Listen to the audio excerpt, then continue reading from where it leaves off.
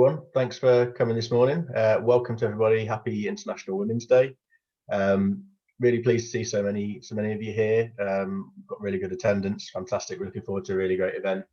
I think without any further ado, I'm going to pass over to Sally, who's going to give a brief intro, and we can move forward with the event.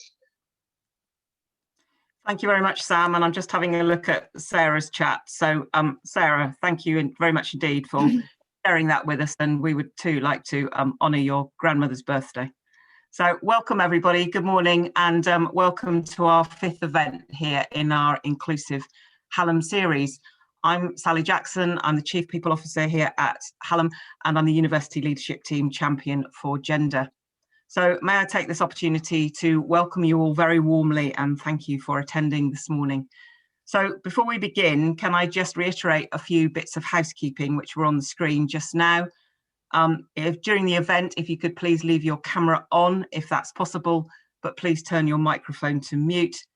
We will be recording the session so it can be shared with people who can't attend this morning. And we do really welcome any questions. So if you want to put these to the panel, please could you put them in the chat box, and then we'll get through as many as we possibly can. Thanks very much indeed. So we do have a double celebration today. I've been talking to a couple of people before we started, as it's also back to school day. And I know that for many people, men and women, are pretty joyous today. So it's back to school day that we need to celebrate as well. And I guess for the children too, that's probably pretty good. So International Women's Day, it's something that the university has marked and promoted each year, certainly since I joined Sheffield Hallam in 2017 and probably before that too. And it's becoming a universally recognised day with organisations up and down the country and across the world marking the occasion. And a couple of us were saying just now that we've got events later on today that we're taking part in, some of them across the world. We were talking about time differences and making sure that we got that right, and we got it the right way round, that we were going forwards, not backwards. And the history of International Women's Day in itself is really, really interesting and reaches back further than perhaps many of us might realise. So it was first celebrated in 1911 in America, and it's grown across the world. And the United Nations celebrated International Women's Year in 1975.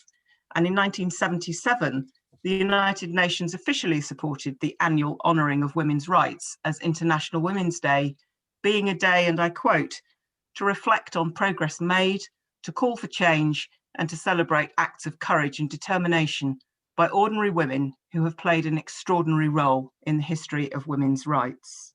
It's a pretty powerful quote. And it's a time when we can recognise and celebrate the progress that has been made on gender equality. And at Hallam, we're working hard, but recognise that we've still got a lot to do.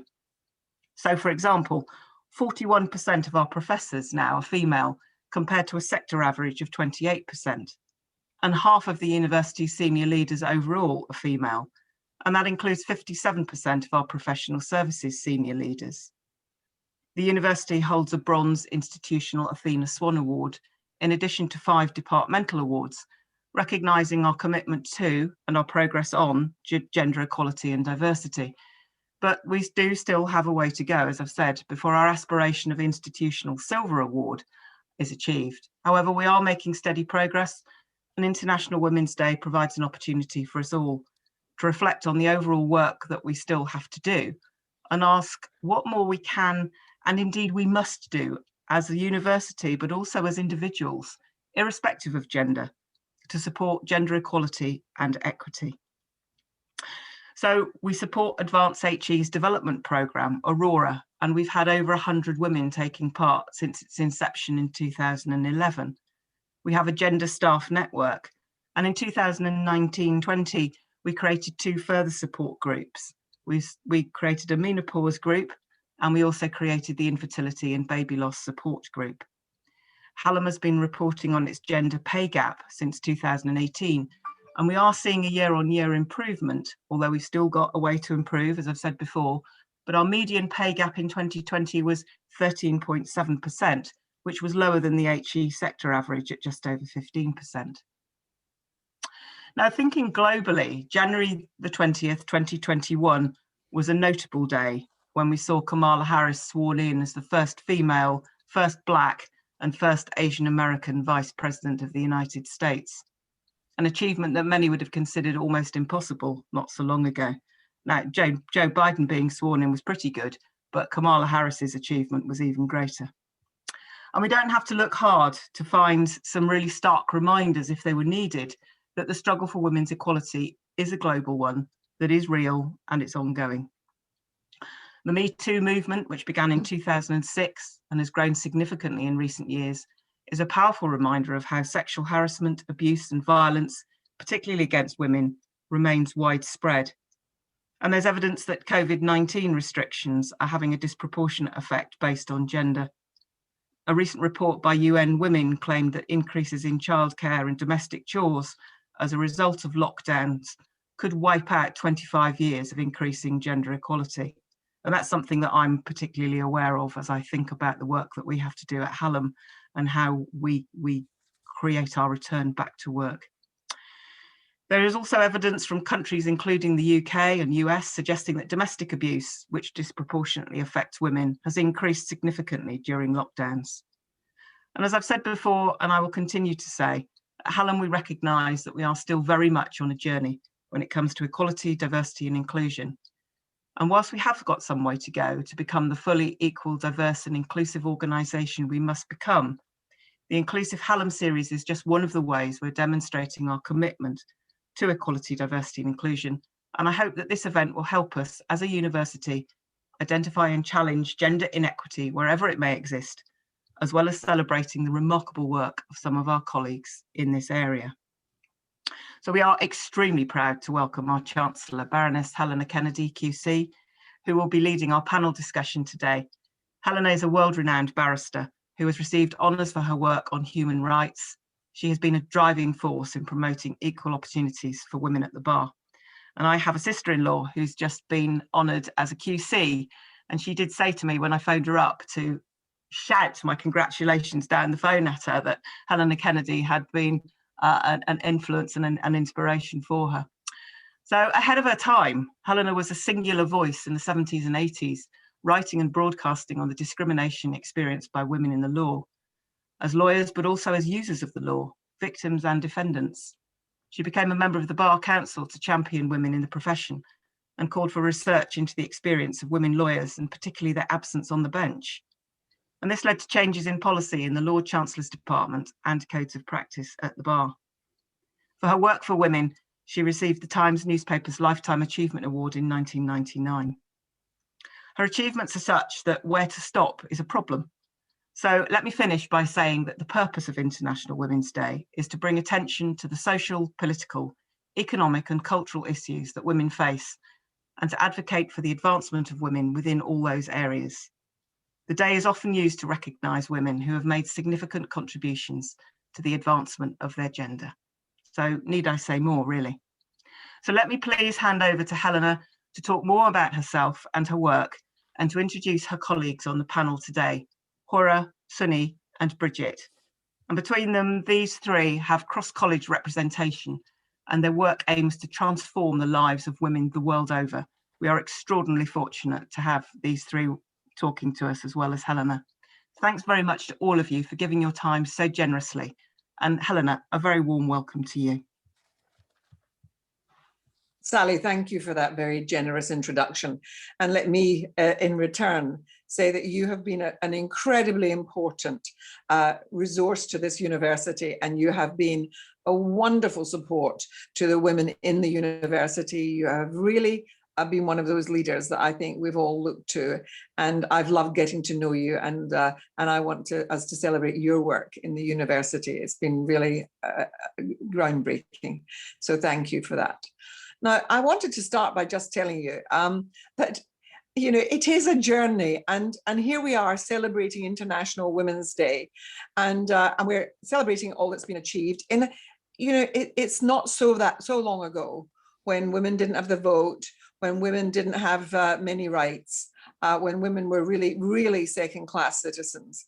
And while we haven't solved all those problems either here or internationally, we've made enormous gains. There's no doubt. We're still not sitting at all the main tables of power, and the absence of women in those places of power undoubtedly affects outcomes. And so we have a way to go. But today is a day of celebration, and it's a celebration of the incredible struggles that women have conducted to gain their own rights, but also to create a better world. And I just wanted to say, you know, we can all close our eyes and think of the people close to home, and often our own mothers, our own relatives who have been remarkable and important in our lives, to celebrate also then women in our nations who have struggled for us, and then internationally, those incredible women. And a lot of my work now internationally is really dealing with the terrible things that still happen to women everywhere, to the Yazidi women who were enslaved and raped over and over again, a sort of a genocide on their people. What's happening to women, Uyghur women in China, in Xinjiang province, where they're really experiencing a genocide of losing their children, losing their fertility, and also being forced into prostitution. Many places in the world where women are suffering greatly. The Rohingya women, yes, just in the last couple of days, that young woman who was shot dead in Myanmar because she wanted democracy and wanted freedom. The stories are just so awful. Afghanistan, we've just seen 2 more journalists, women working in the media, shot dead. 2 judges a few weeks ago shot dead. A doctor shot dead just in the recent weeks. And why? Because they're women who are seeking to make their contribution to hold down jobs, which I'm afraid certain reactionary sections of their society do not think women should hold. And so we've got to also, on this day where we're celebrating women and making that demand for equality, remember those who have really paid an enormous price. Close to home, I mean, I just want to tell you that when I started writing about women and the law, and it's important for everybody to know about women in the law.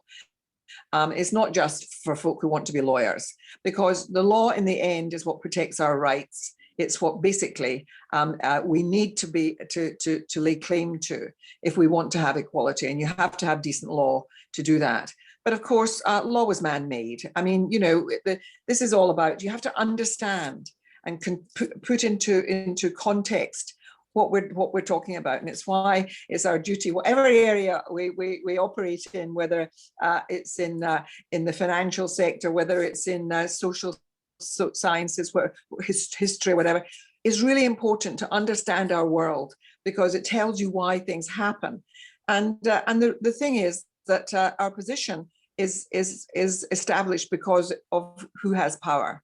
And law was made. I mean, those who rule get to make the rules.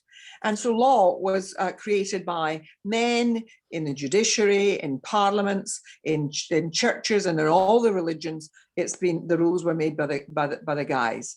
And so we've had to struggle and fight in order to get them to work for women, and they often don't, because they were made from a male perspective. And we have to also insist that some of the laws that were made were about holding women in their place. Totally unnecessary. You know, and cultural practices, wholly about keeping women in a particular place. And so we have to keep scrutinizing and keep asking the question, why? Why are things being done in that way? Anyway, when I started looking into this as a young lawyer, and we're talking about a long time ago, I became a lawyer in the 70s, and I started seeing, when I went to court, what happened to women and how people had attitudes about what constituted a good woman and what constituted a bad woman, and the double sexual standards there were, where behavior from a man was not criticized, but if a woman did it, she was, and she was held to account for it. But when I started researching, I found that women started at the end of the 19th century saying, we want to be able to go to the universities. We want to become doctors and lawyers and become social scientists. We want to be able to do these things. We want to contribute to society, be able to become members of parliament, and we want to get the vote. And so they started trying to challenge it in the courts because they looked at the laws. And you know what the laws said? They said things like, a person who is suitably qualified can attend this university in order to get a qualification. And so women would apply and they would be turned down. And so they started taking cases. And do you know what the judges said? The word person did not apply to women. And so the cases became known as the person cases because women were not persons. And so, it was a totally intellectual dishonesty, but it was a way of holding women in their places. And so you have to remember, that's where we started from. And then we battled into the 20th century, trying to get the vote, first of all, because if you didn't get the vote, you wouldn't be able to change the laws, which in turn would be able to change women's situation in society. And unfortunately, big events make a huge difference to what happens to women. During the wars, First World War and the Second World War, it allowed for certain gains to be made by women because women had to play their part in the war in holding society together while men were sent off to the battlefield. And so many of them killed. First World War, devastating. And then the Second World War, the role that women played in factories and holding society together, and then women insisting that they had to get a better deal in the decades afterwards. And by the 60s, that was when the big change was made for an education, for women to be able to get to a higher education. It wasn't much available for women who were working class women. I mean, nobody in my family, I can assure you, had a higher education. They all left school at 13 and 14. But my generation were the first to get a chance of a higher education and to get their foot onto that ladder. And so we have to remember that the struggles are hard and long. And as you look around the world, you know that, that those struggles are going on for many women in many different places, trying to get us started. And we know that education is one of the key ways that you can change women's lives. And one of the things that thrilled me about Sam opening us up and welcoming everyone today is we can't do this without the guys. We can't change the position of women without men saying, yes, we have been running things forever. The cultures that we live in are patriarchal, and we benefit from that as men. Of course, there are ways in which many men suffer disadvantage and discriminations too. Working class men, men of color. We know all of that. Men with disabilities, we know. But for women, those things are multiplied. And I want us to remind ourselves that intersectionality means that often there are multiple layers of discrimination. And so we experience it on the grounds of gender, and we experience it then with layers of our Black sisters and our sisters of color experiencing additional layers of disadvantage, the ways in which disability adds to that disadvantage.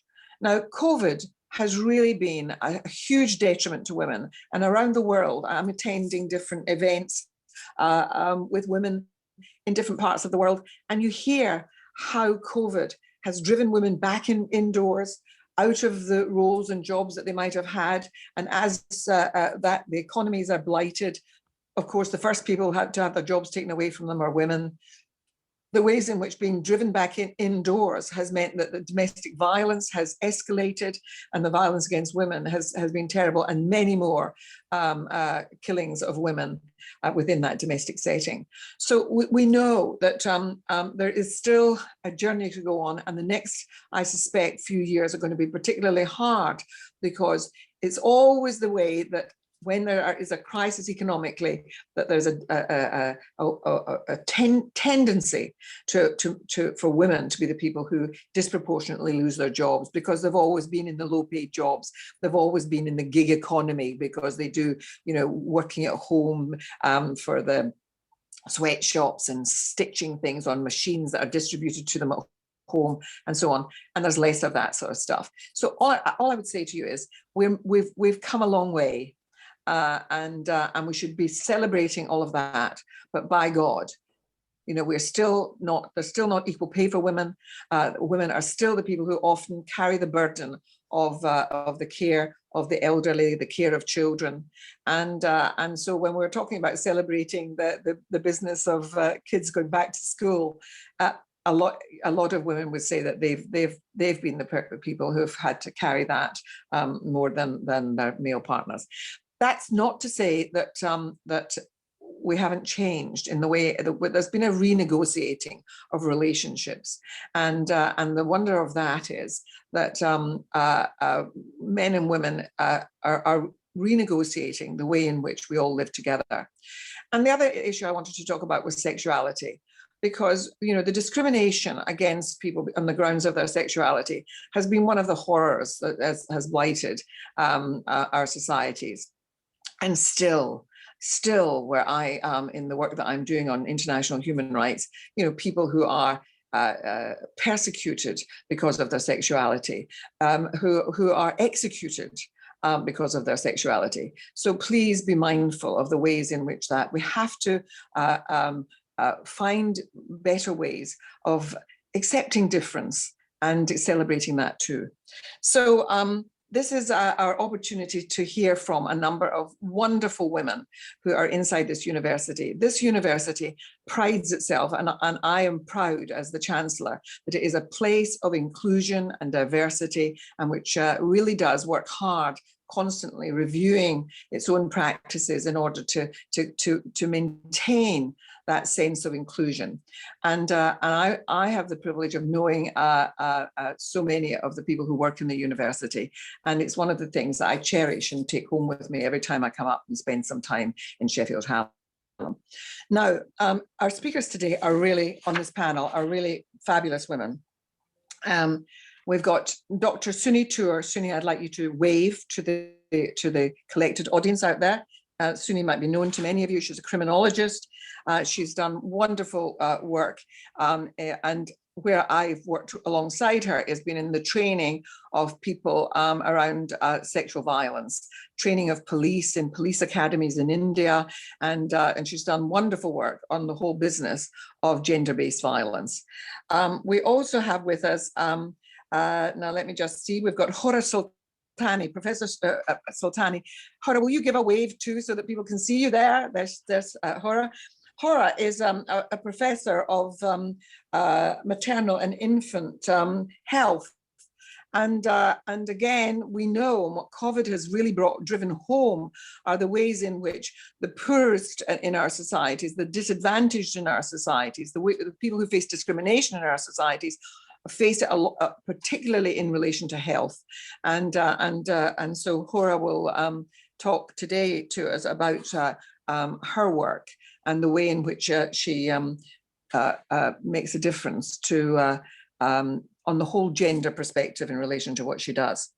And we're so lucky today because we've got Dr. Bridget Ogarandoku with us, Orakanduku, sorry, forgive me. And Bridget is her expertise is in finance, and she is an incredibly successful lecturer in financial accounting and management, and so in a completely different sector. And I want to just say that many of us as women get frightened by numbers.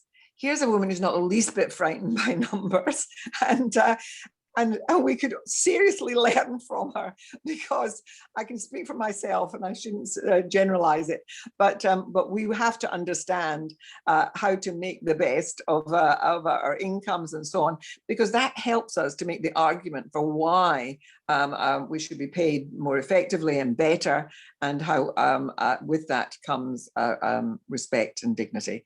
So here we have a fabulous panel.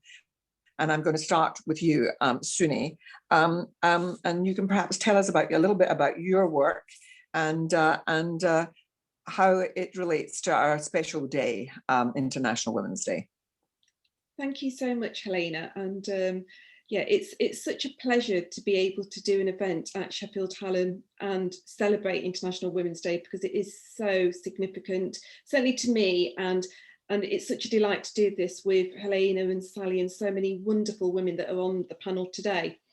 So as Helena said, I'm a criminologist. I'm head of human rights in the Department of Law and Criminology, and I'm very much based at the Helena Kennedy Centre for International Justice, which is such a privilege and an honour because I get to do amazing work that is that in India, but also in the UK and other places as well.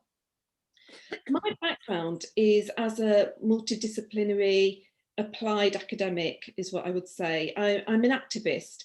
You know, I really believe in the rights of those that seem to have invisible rights, as I would call them, or don't even know what their rights are. So a lot of the work that I've done, certainly since being a university student at the age of 18, has been around giving voice to the most marginalised groups that I've come across. And that could be women from marginalised minority ethnic communities. And it's something that came really from my childhood. I grew up in a very Indian home, but in a very white suburban area. And that really informed my own discovery of belonging and difference. And I was really aware of that as a young child, and those experiences really informed my study of social science and then law and also philosophy. And I really had this quest for wanting to know about why there was difference in society. And as a child, I would often ask these questions to my parents about, why can my brother do this and I can't? Why can my male cousins do that and the female cousins can't? Why is she getting married at 18, but my male cousin and my brother can choose to wait until they're in their 20s? And often I would get the response of, these are not questions that you're meant to ask. Don't, you know, children shouldn't ask why.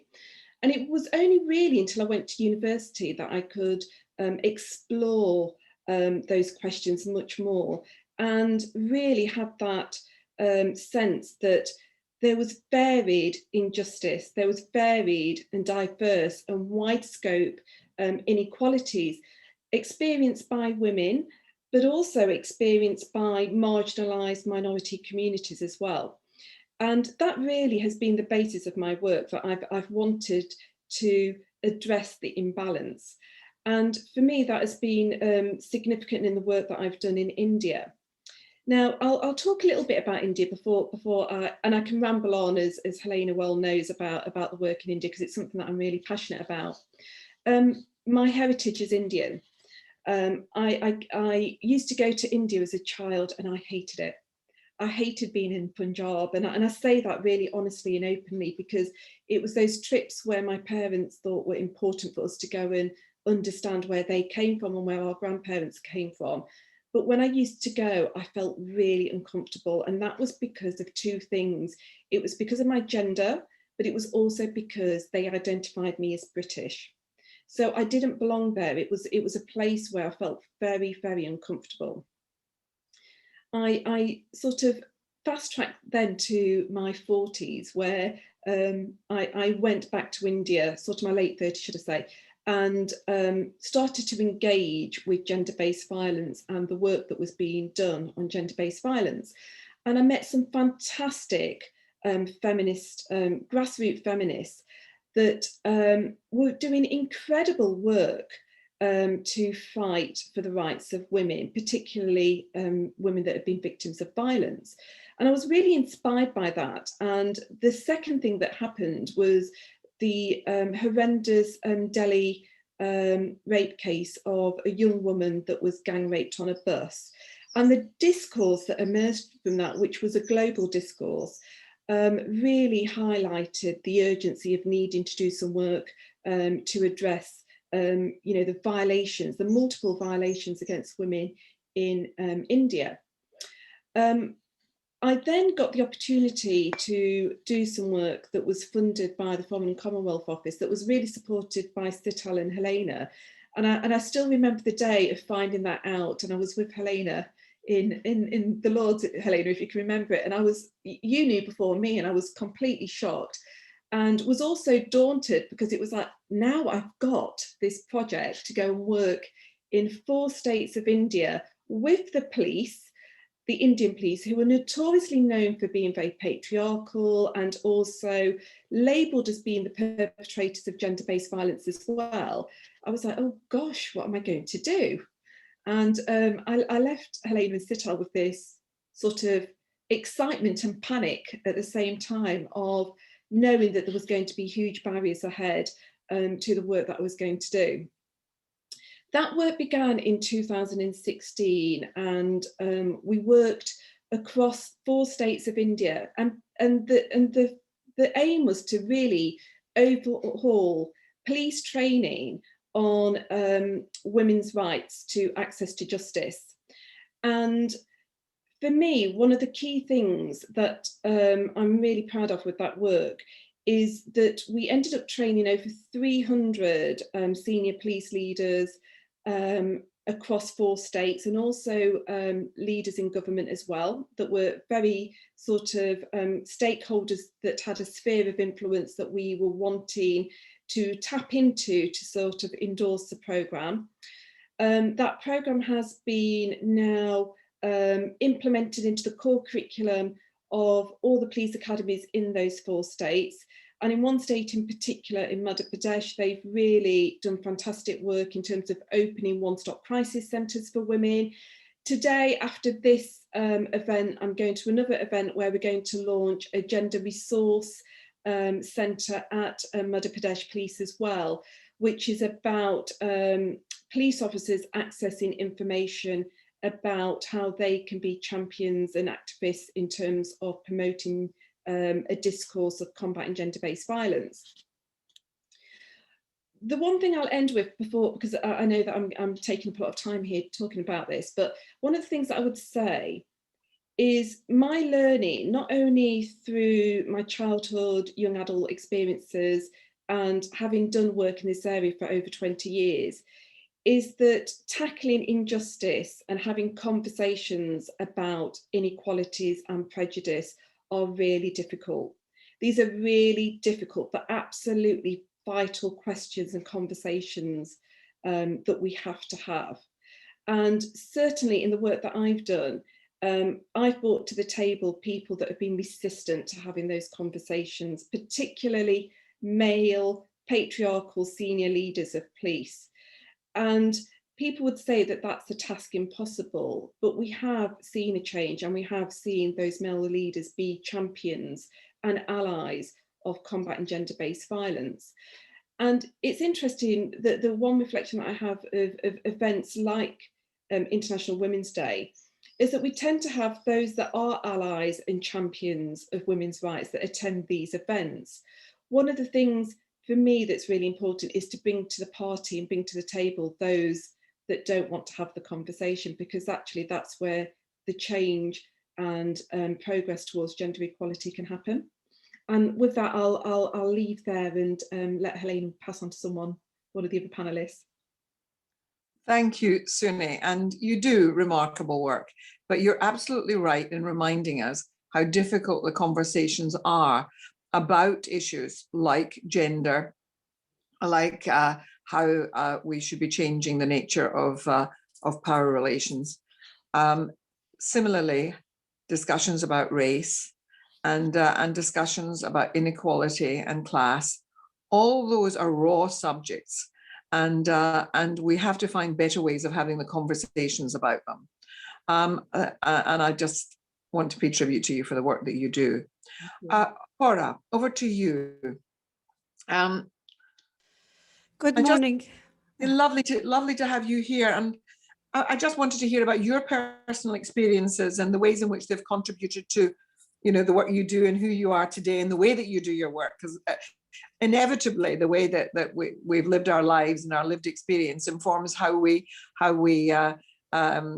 do what we do, and to also tell us how that then feeds into your daily round and how it feeds into your challenge to gender inequality.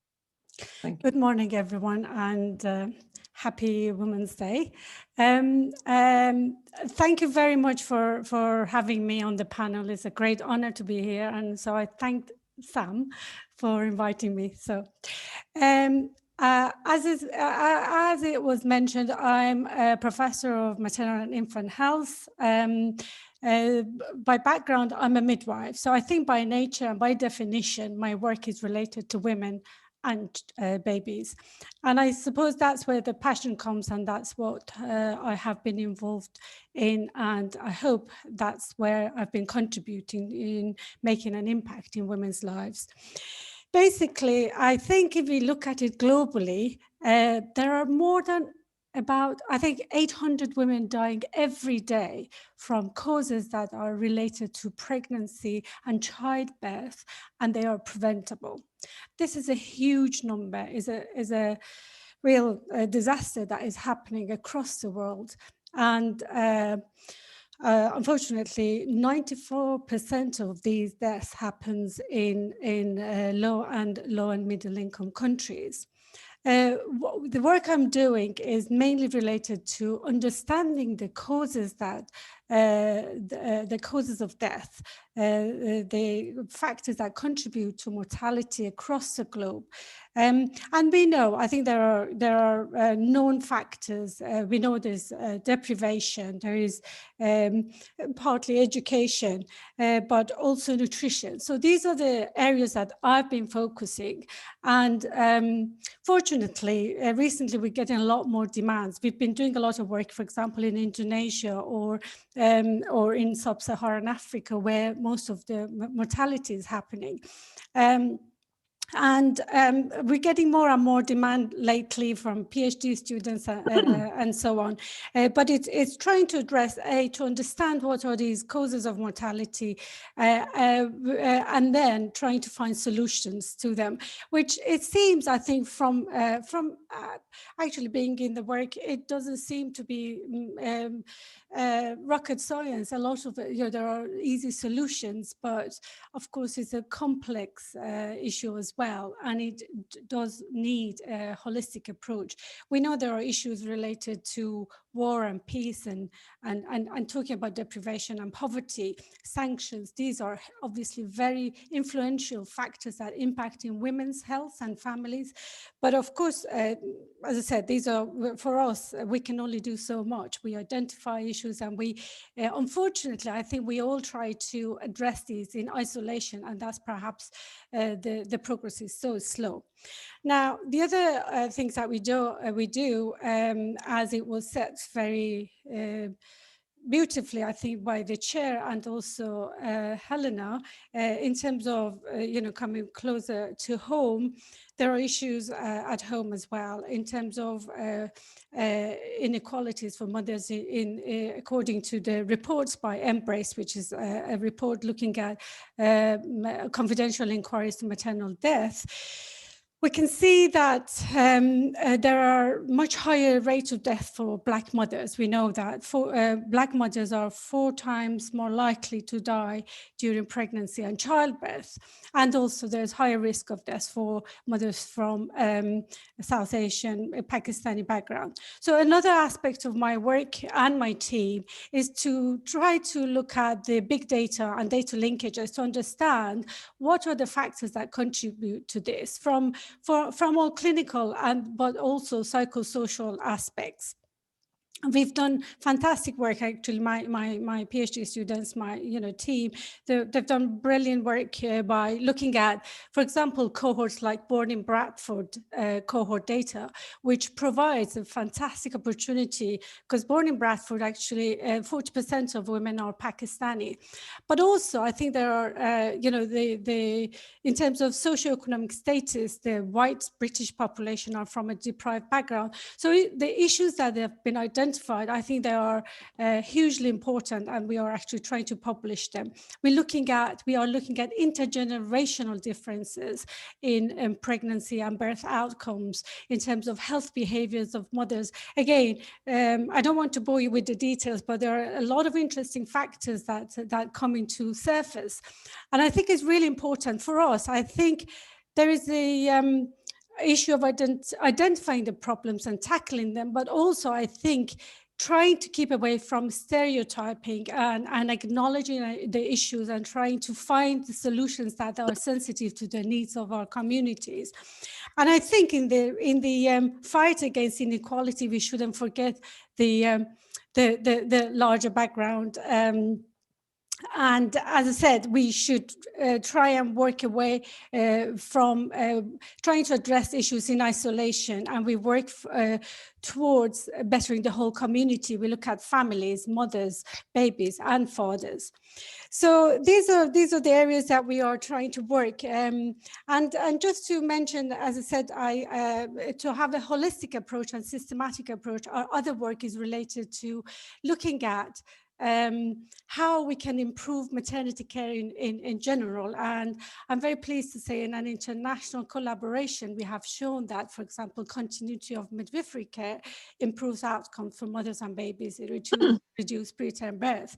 And these are areas that we now trying to take the lessons from these models of care and apply to deprived communities, and also to communities with higher rate of women from ethnic minority backgrounds. As I said earlier, there are some more problems there. I'm very pleased to say in a recent project that we have been getting funding from EU, we managed to, within European countries, to look at developing care models that enhances quality of care for migrant women. And I think what is really important is that what we did within this very innovative project, we recruited women who are themselves migrants, but they've been in the UK for a longer period of time.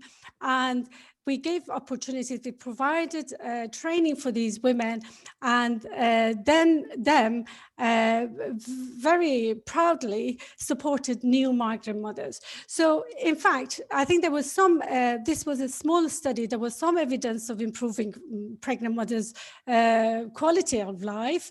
But I think more importantly, I think the fact that these migrant mothers who were here for a longer time acted as peer supporters, or in some other definitions, they may have called them doulas, in terms of social inclusion. And I think breaking the barriers for these women to get integrated in the society. As I said, as health professionals, and I'm including myself, we all have our stereotyping, in our head. We do have this stereotyping. I just share my own experiences of, being a Muslim woman, being, and people ask me, oh, can you read? And in fact, that, I find it funny, but I think in our fight about, against inequalities, sometimes we perhaps exacerbate the stereotyping. So within this project, I just wanted to, sorry, Helena. Sorry, I'm keeping an eye on our time, Laura, and I know that you do so many tasks, but just I finished with this last point about the peer supporters who were migrant, and they're women, and we think they are hard to reach, and they're often described as hard to reach. They're actually enjoying so much of being included, and they feel so much more confident, and I think there are examples here of helping women to become included in the society rather than being excluded. So these are actually main areas that we work, and I'm sorry if I went. No, it's been so interesting. I mean, one of the things is that you've raised something that's very important, the business of the ways in which we have pictures in our heads of how people behave, of what we imagine to be a situation for certain peoples, and they're so negative about what people are capable of and what people can do and what people might be actually doing. I mean, for example, your example of being asked whether you can read. I've just conducted a big independent review for the Royal College of Surgeons, and Black women doctors all the time get assumed to be cleaners, ancillaries of some kind, and so on, because in people's heads, surgeons are old white men, or certainly, you know, certain kinds of white men, and they have such a, it's so undermining. That they feel that, you know, they've studied for years. They spend their times in operating theatres saving people's lives, and folk think a Black person is not capable of doing that. You know, so you know, it's so detrimental and such a negative thing, and we have to get inside our own heads and challenge some of the things that perhaps live there. So Hora, thank you for reminding us. Bridget, over to you. And tell us a little bit, again, I'd love to hear about you and your experiences that as a woman, and whether there were any negative ones that you had in your journey, and then tell us about the work that you do now. Okay, thank you very much. It's really a privilege to be here and to be a speaker this morning. Yeah, my name is Bridget. Of course, for my work in gender research is based on experiences growing up. I am a chartered accountant, so it's interesting that I am doing a lot of work on gender equality. Growing up as a child, I never saw gender as an issue because it was just the norm in society. I'm Nigerian, and I had much of my early life in Nigeria. And the way we were raised, there was a difference between the boy and the girl. The girls did all the housework, the kitchen work, and the boys were allowed to watch TV. Even my younger cousins had to start learning how to drive as males, while we, the females, weren't allowed to even do that. But I didn't really see that as a problem because it was just what I saw all around me, and I thought that was the norm.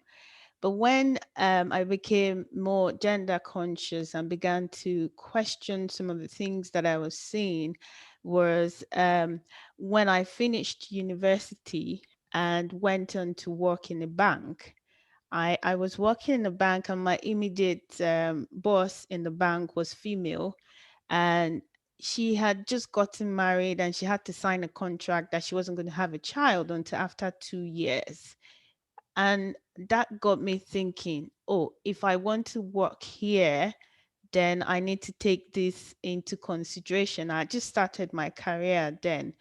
And I thought about it, and I was really concerned that was a principle working in the bank. You couldn't have children until after 2 years because you weren't allowed to take maternity leave until you have worked for about 2 years. And I also noticed the difference. She was my immediate boss, and I had another colleague who was a male. And I noticed that the overall boss always gave him more authority than herself. And she was the head of both of us, but she was always sidelined. And I kept wondering why it was so, because I always thought that in the workplace, everybody was equal. It was only at home that there were gender differences. But then I started seeing this in the workplace, and I started questioning it. So when I thought about my career, and I said, no, I didn't want to work in the bank. And another thing that got me thinking about gender was the fact that I was working in the foreign exchange department, the back office in the bank. We run the internal accounts of the bank.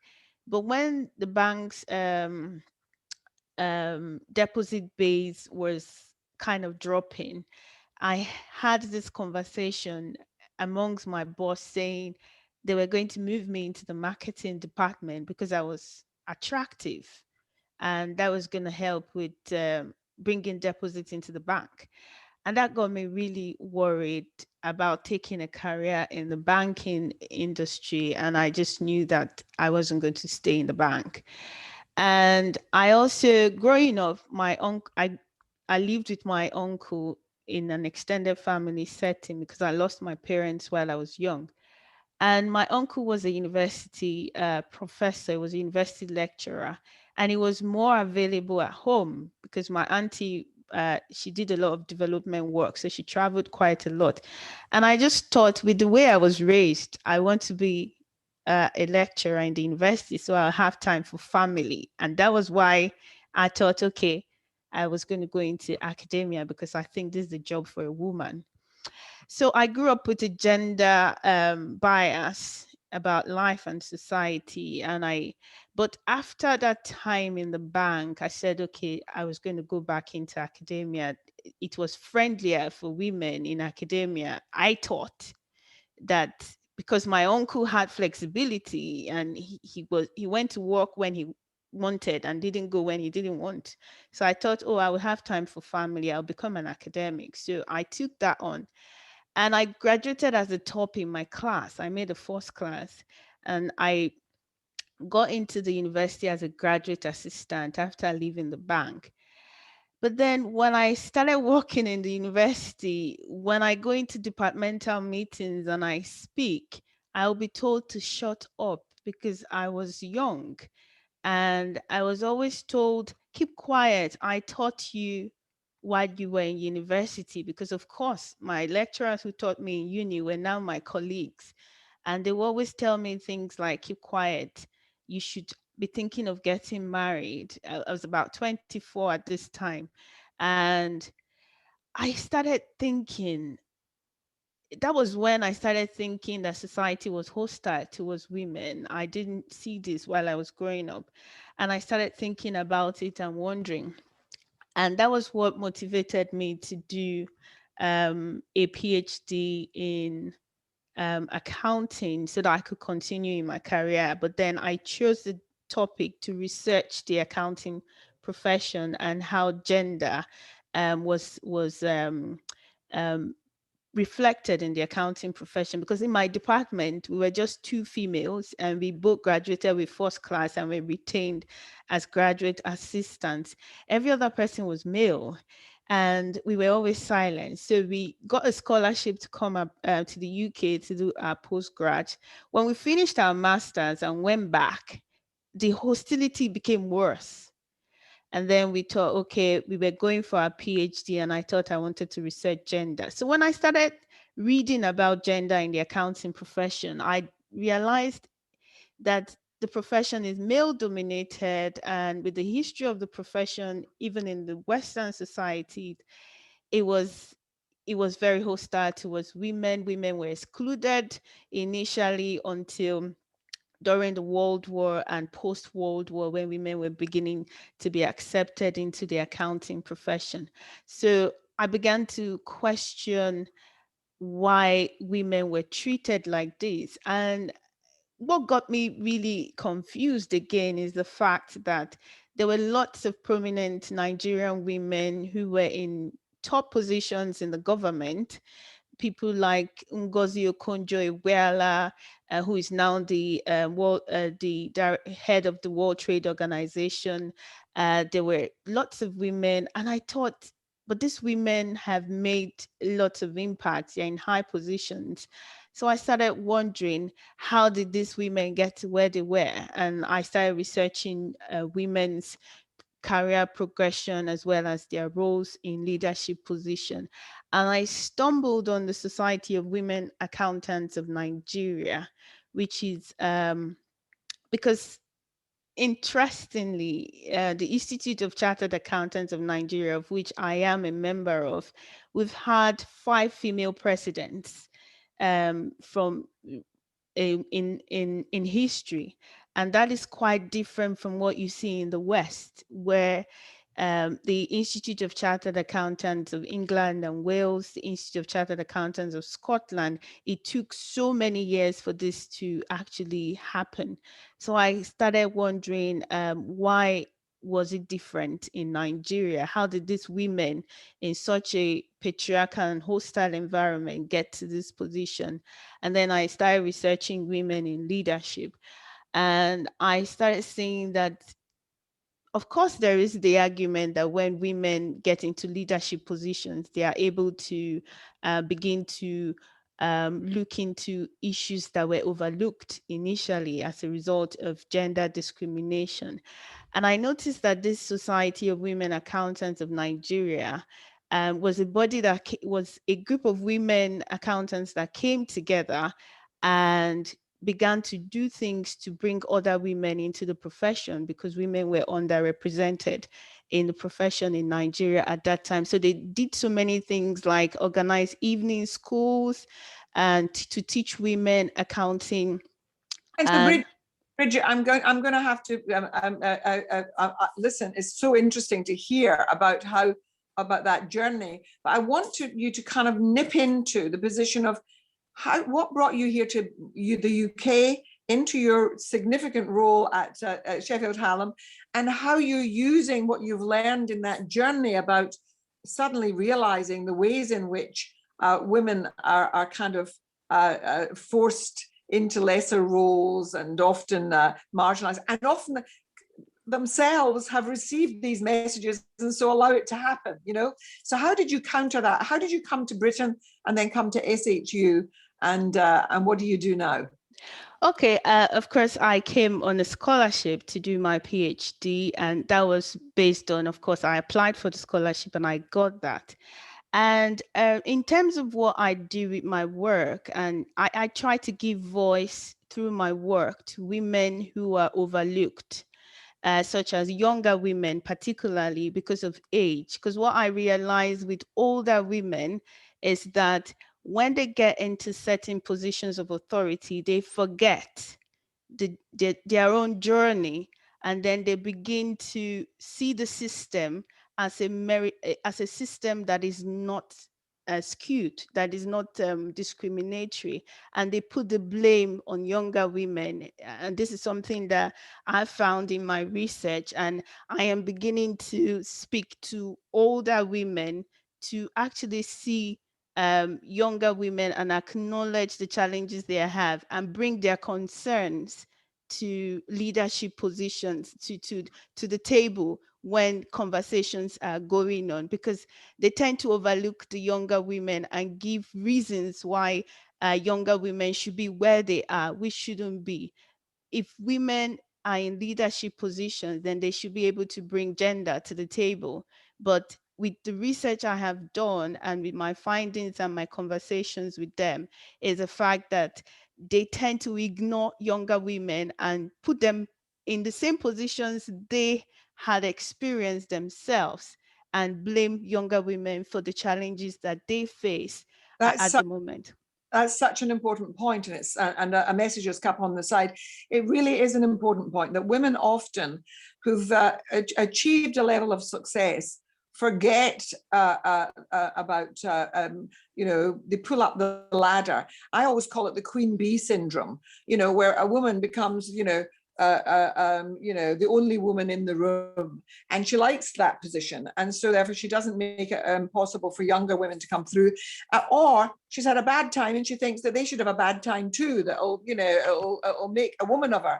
And I don't want to see women having to go through some of the stuff that I went through. So anyway, so it's great that you're recognizing that and that you're pushing that one. That's great. Carry on, please. Thank you. Yeah, so another thing I do is look at intersectionality, and particularly in the context of Nigeria, because culturally we have this extended family structure, and women tend to depend on their kinswomen to support them with, for example, when you ask Nigerian women and many African women whether they face the challenge of balancing family and career, they tell you no. And they tell you they don't face discrimination, but they fail to realize that they are actually climbing the ladder by using other women. So for example, a woman in an extended family setting would have extended family members live with her who does the house chores, who does the child care. She doesn't have to do those things, so she can focus on her career. So in a way, she's moving her domestic chores to her kinswomen, and then she's able to climb the career ladder. So I am trying to draw attention to this, that it's not that Nigerian women are actually not facing discrimination or they're not experiencing work-life balance issues, but they have a traditional support system that is unpaid, And because of that, they are not acknowledging that the workplace has not been modified to suit their own needs, because they don't have to think about childcare, domestic work, because somebody is going to do it and they're not going to pay that person. It's just part of the family structure. So I'm trying to bring this into conversations that middle class women and upper class women are actually climbing the ladder by using less privileged women, and that is making the workplace not acknowledge that they need to look into gender issues in the workplace and how to support working women. And also that has it has the effect of causing society to continue to reproduce a system of poverty, and this poverty is mostly on women, because it's mostly younger women that are taken into families as maids and not the younger boys. So I'm trying to bring this into conversations that the workplace needs to acknowledge that women need support at home, and this needs to be brought into human resource structure and their work-life issues, because they are using other women to climb the ladder, and these women also need to also make progress in their own lives, because some of them end up not going to schools. So you have this class structure being reproduced. That's a wonderful point, honestly. There's some questions that are coming through. I'm really keen that we can get this into the question stage. But I want to tell everybody, you're listening to Bridget, and I want you today, apparently, one of the stations, I can't remember which one, it might be a Film 4 or something, but there's a whole set of films being shown today which are about women. And one of them is Hidden Figures, and it's about these fabulous Black American mathematicians who really were there at NASA, you know, about sending rockets into space and everything. And they were the people who did the kind of detailed mathematical work. And like Bridget, you know, they had a bloody hard time along the road and had to challenge all manner of things. It's a fabulous film. I bet you've seen it, Bridget, and I bet you know it well. So yeah. So so let's move into this discussion. And so we've got a little session now where we can hear from people. And I'm just going to go to the chat here because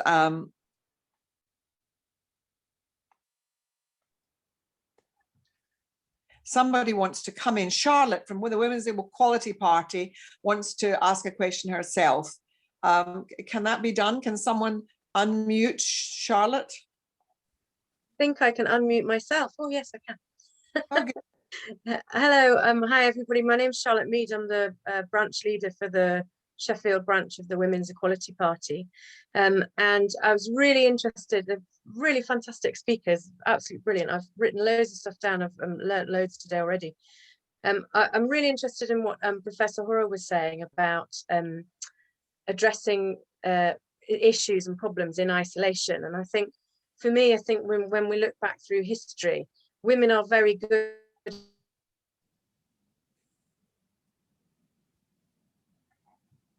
at Charlotte, you just cut out the mark when something, right, okay, let's solve that, and we create something to solve that issue, but it happens in isolation.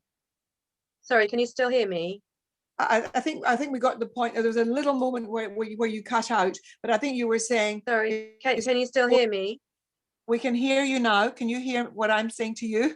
Which is sorry, yeah, my internet connection is not great. Yes, I can hear you now. Okay, so I really wanted to ask the panel about what they felt the role of politics has to play in creating a system for us where all those structural barriers are not there, and we don't have to solve things in isolation, because obviously I'm very interested in the political structure, being from a political party.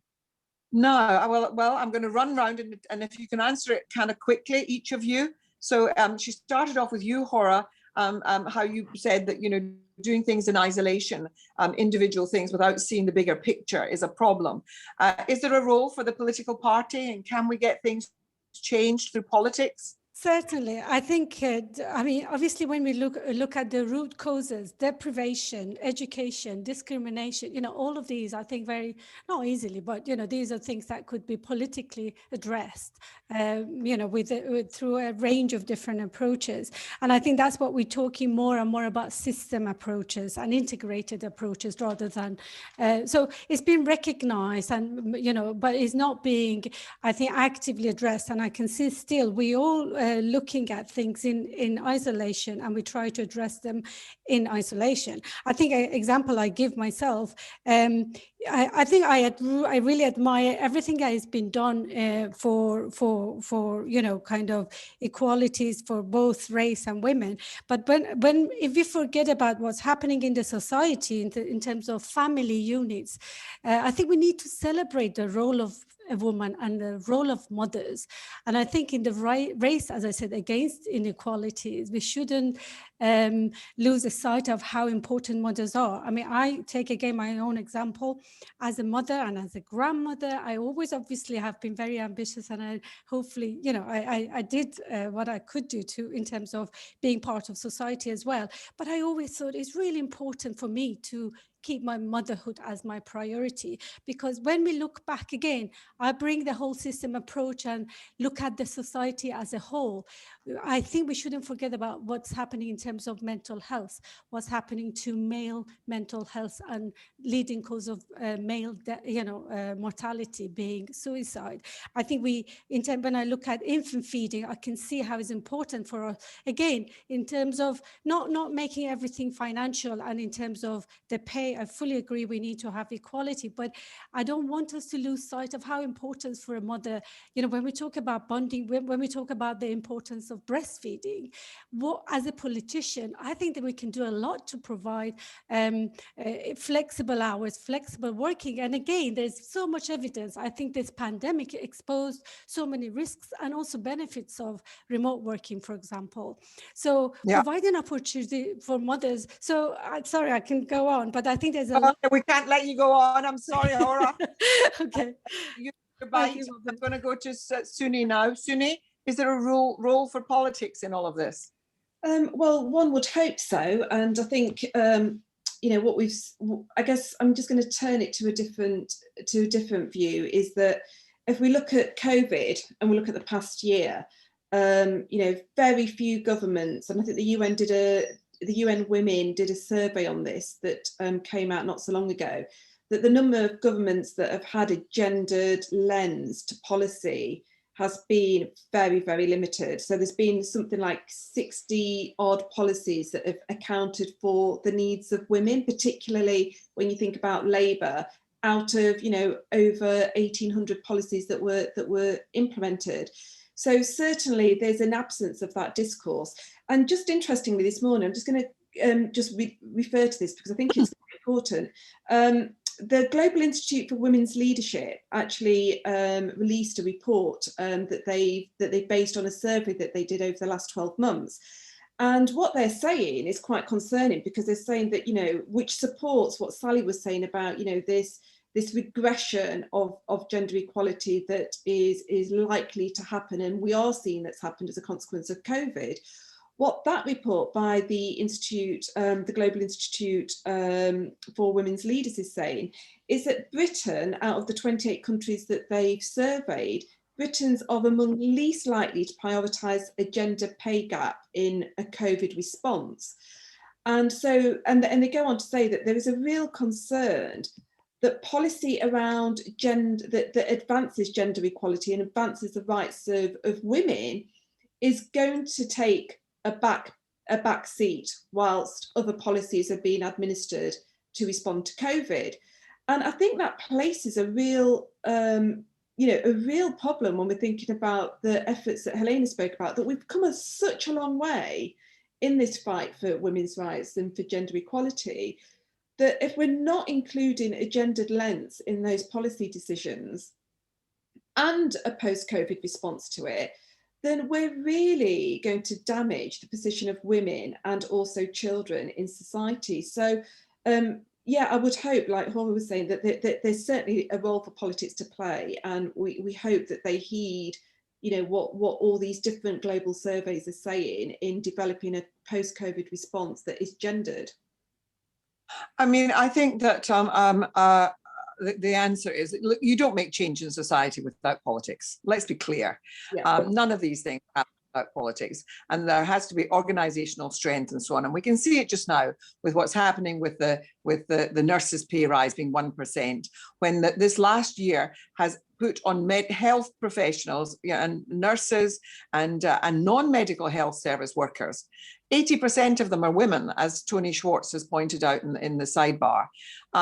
And to give them a 1% rise, when we know that private companies like Serco have made out like bandits, they've made so much money and so much profit that they're actually giving a special dividend to their shareholders because they've made so much money in the useless privatized test and trace situation that they were to develop. And it's only now that it's kind of half working, but it took all that time, and they've made so much profit because they were given millions by the government. And so yes, we need politics, and we need more women's voices, and we need a gendered lens put on every single policy. I can't say that strongly enough. I want to, somebody's saying here, there's a link between gender and race as well as faith. It's Sarah Akhtar, and she's saying, and that dynamic is very challenging, gender, race, religion, and it's increasingly being recognized as a huge area of work. Do you see that, those combinations, that intersectionality, Bridget, in the work that you're doing? Yeah. Yes, I see a lot of intersectionality in a lot of the work I do, because particularly people find it really hard to separate religion from culture. And because religion is seen as something that is very sacred, and because of that, people don't want to challenge something that is sacred. And because of that, a lot of gender stereotypes are reinforced and reenacted because it is from a religious perspective, and therefore it should not be challenged. And these are some of the things that continues to keep women in the place where society has kept them for so many years. And it's not just about people putting women in such places, but women also taking on such stereotypes and accepting them as the norm, and not willing to challenge them because of their religious undertones. I wanted to pick up on that because it feeds also into the work that Jorge does. I'm involved in a human rights project which is around safe maternity and about outlawing child marriage. And there are parts of the world where below the radar, child marriage still goes on. People are betrothed to each other, and girls end up having babies when they're very young. They're hardly out of their adolescence, and then as a result they get fistula, they get they're torn when they're giving birth to babies, and that their bodies are just not ready for it when they're 13 and 14. And the terrible thing is that there then is infant and maternal mortality, and in so many places this is an issue. The whole business of female genital mutilation, of stitching women so that their vaginas have to be cut open in order to give birth or get torn. I mean, we really have to recognize that some of these practices are absolutely, we mustn't say that they're cultural practices, and we've got to, really affirm to women that these are not religious practices, and they're not expected. I mean, I've been out to Ethiopia on some of this work to speak to government, to speak to organizations and health workers. And in many places, the women are push it very hard. They're the voices for this. And so we've got to really encourage women to be more open with each other, and to recognize that in many of our religions, that the practices came out of times where these were about keeping women chaste, making sure that the women as property were most valuable because, you know, you knew that they hadn't been interfered with because their vagina was stitched up and all of that stuff. And we've really got to say, this is about human rights. This is really about human rights, and it's about mortality, and it's about the damage that's done to the bodies of women, and not in the interests of women. And women can be persuaded of these things themselves, unfortunately. I wanted to pick up something that Sally Jackson said, because Sally was pointing out, and here we are, we're celebrating this within the context of a university, this wonderful day, and she was reminding us that her godmother, Sally, tell everybody. Thank you, Helena. Yeah, my godmother, she's 93 now, so she was at Girton in the 1930s. Cambridge, yeah. Cambridge, yeah. An extraordinarily bright woman. She'd already got a degree at Smith in America, and she came over to Cambridge. And she wasn't given the full entitlement of her full degree until 1998. 1998, yeah, 6th of July 1998, which just happened to be my birthday. So we celebrated my birthday at Cambridge on the Green after she had been conferred with her full degree. It was quite the most extraordinary kind of example of unfairness, inequity at a you know quite a interesting point in my life as well. So yeah, and she's still at 93, the most extraordinary woman. She can talk about anything with huge interest and alacrity. But yeah, it was the most extraordinary kind of wake-up call for me of, 50 years on, she was conferred to her full degree. But institutions keeping women out. I mean, it really was. Yeah. About feeling that these were not areas where women should be operating or should have leadership roles. And I remember one of my women friends went to Cambridge, to Magdalen College was one of the last colleges to allow women in. And when she was one of the first women, she was actually in that first cohort. And she said that there were men in the college who wore black bands of, as if someone had died, something had died in their college. And they put black bands around the pillars around the quad and so on. And they were absolutely, and treated the women abysmally and hung notices on their doors that were abusive and stuff. So, it's not the internet that's introduced abuse to the lives of women. It's been around for a very, very long time.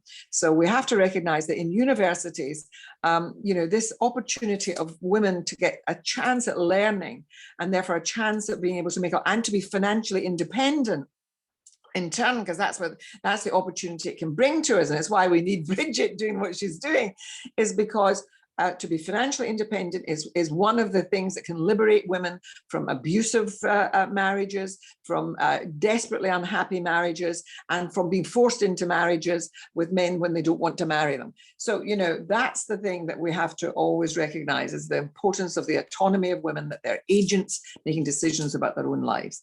So, who would like to come in? I'm looking at Sally. Can you see any question that we think that has come up that we? Helena, yeah. I believe Martin McCurvey has a question. He was happy. Martin, do you want to come? Yeah, thank you very much indeed. Very, very inspirational, if I may say so. Fantastic presentations. And I'm sitting here feeling that it's amazing to hear some of these things in the times in which we live and the world in which we live. Women are still having to grapple with such fundamental issues. I had two questions, really. One was the comment that Helena made, that without change, we cannot make change or have change without help from men. So my first question would be, what more can men be doing to help? And my second question is, I'm very struck looking at the makeup of our audience today. And I just think we need to do something about drawing a younger generation into this conversation, and what we might do to make that happen, because I do feel that educating our young people, and I'm probably talking here about young boys and girls who are in their educational years, we need them on board to actually bring some long-term sustainable change. So thank you. Well, I'm going to run that round, and we have to. These are quick bites because we're in the last minutes of this lovely meeting. Suni, how do we bring the young on board? How do we bring our male colleagues on board? You know, the world is full of good men, and they, you know, like all of us, do certain things automatically, and we have to sort of tell them the things that they can do that will help us. I mean, one of the things I always say is call out bad behavior from other men. Because when we do it, we get called, oh, you know, nags and whatever. But there's nothing more powerful than a man, not in a region, just to say, sorry, mate, I don't like women being talked about like that. And to say when they hear men talking in derogatory ways about women, that it's not acceptable. I mean, I really think it's important. Suni. Yeah, Helena, I agree with you. I think there's the counter narrative to that, I would say, is that calling out bad behaviour takes courage, and sometimes when you call it out and you're the only one in the room that then sort of it has people staring at you, it can be quite uncomfortable. So I think it's one of those things where certainly in the work that I've done in India, we've adopted things like allyship, and I think, Martin, what you're referring to is you know, an active allyship program where it's not just women talking about gender-based violence, it's not just women talking about women's rights, but that you have active men engaging in that, and that is where, for me, you change the discourse. And I always remember, Helena, you in an Indian context at JLF in Jaipur, saying on stage very openly to a crowd of thousands, everything works better when you have gender equality. And I won't repeat the remainder of that because No, you can. I said even sex is better. Even sex is better.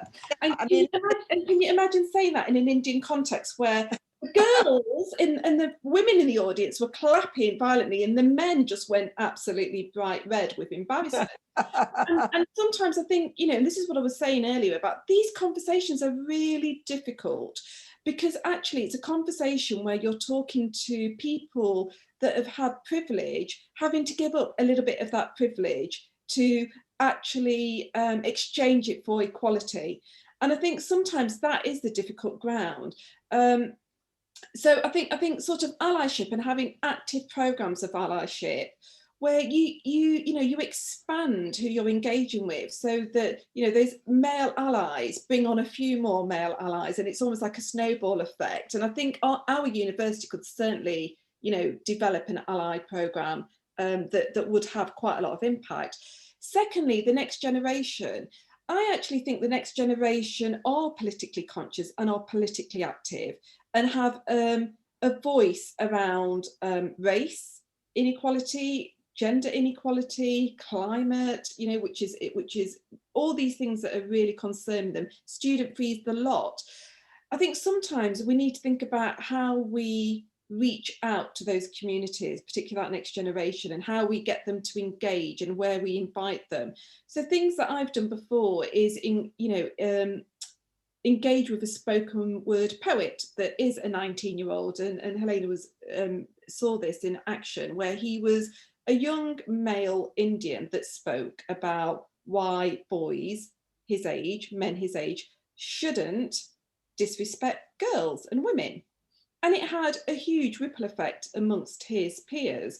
So I think we have to be innovative in the way that we engage that next generation, and do it on platforms and almost in their playground, because that's where they feel comfortable.